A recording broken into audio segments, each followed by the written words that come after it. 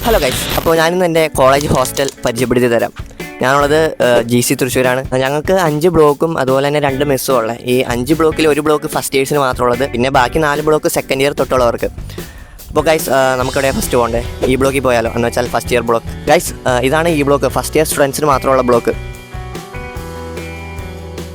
Guys, എനിക്കിത് അകത്ത് കയറി കാണിക്കുന്നുണ്ടായിരുന്നു, പക്ഷേ പൂട്ടിയിട്ടേക്ക് ഉണങ്ങി ഫസ്റ്റ് ഇയർ സ്റ്റുഡൻസ് വന്നാലേ തുറക്കുള്ളൂ. അപ്പോൾ അകത്ത് ഒരു റൂം എന്ന് പറഞ്ഞാൽ 4 പേർക്ക് അലോട്ട് ചെയ്തേക്കുന്നത്. പക്ഷേ ബാക്കി ബ്ലോക്കിലെല്ലാം ABCD ഈ ബ്ലോക്കിലെല്ലാം ഒരു റൂം എന്ന് പറഞ്ഞാൽ അത് 2 പേർക്ക് അലോട്ട് ചെയ്തേക്കുന്നത്. പിന്നെ നമുക്ക് ഹോസ്റ്റൽ ലൈഫ് നല്ലപോലെ എക്സ്പീരിയൻസ് ചെയ്യാൻ പറ്റുന്നത് ഈ ബ്ലോക്കിലാണ്. ഗൈസ്, ഇതാണ് D ബ്ലോക്ക്. അപ്പോൾ ഗൈസ്, ഞാനുള്ളത് D ബ്ലോക്കിലാണ്. അപ്പോൾ എൻ്റെ റൂം തന്നെ നമുക്ക് നോക്കാം.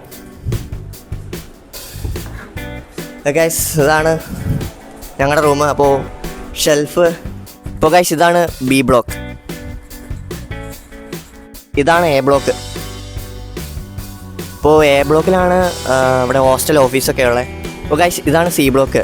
മെസ്സിൻ്റെ കാര്യം പറയുവാണെങ്കിൽ 2 മെസ്സാണ് ഉള്ളത്, A മെസ്സ് അതുപോലെ തന്നെ B മെസ്സ്. ഫീസ് സ്ട്രക്ചറിൻ്റെ കാര്യം പറയുവാണെങ്കിൽ ഫുഡ് പ്ലസ് അക്കോമഡേഷൻ മാക്സിമം 3000 വരെ പോകുള്ളൂ, അതിൻ്റെ മേളിൽ പോകില്ല. കോളേജ് ഹോസ്റ്റലാണെങ്കിൽ എല്ലാവർക്കും കിട്ടില്ല. ഇൻകത്തിൻ്റെ ബേസിലും അതുപോലെ തന്നെ ഡിസ്റ്റൻസിൻ്റെ ബേസിലുമാണ് കോളേജ് ഹോസ്റ്റലിൽ കൊടുക്കുന്നത്. ഇൻകം കുറവായിരിക്കണം, അതുപോലെ തന്നെ ഡിസ്റ്റൻസ് കൂടുതലായിരിക്കണം. ഹോസ്റ്റലിലെ ഫുഡ് ഐറ്റംസ് എന്തൊക്കെയാണെന്ന് നോക്കിയാലോ.